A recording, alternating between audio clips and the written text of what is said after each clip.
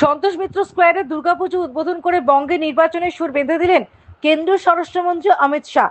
শুক্রবার তিনি বেলা 11:20 নাগাদ এই পুজো মণ্ডপে পৌঁছন।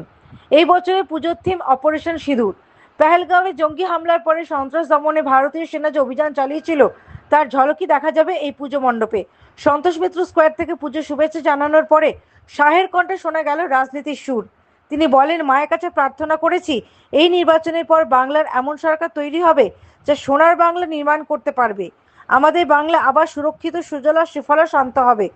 পাশাপাশি অমিত শাহ বলেন, বাংলায় পুজোর শুরুতে ভারী বৃষ্টি হয়েছে, সেই সময় 10 জনের বেশি মানুষের প্রাণ গিয়েছে। তাদের পরিবারের প্রতি সমবেদনা জানাই। कि इस चुनाव के बाद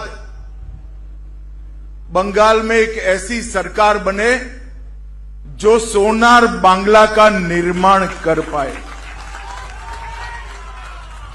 हमारा बंगाल फिर से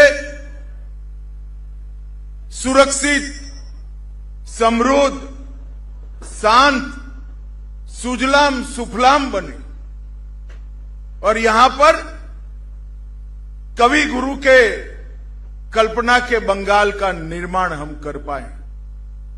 bureau report, the United India news.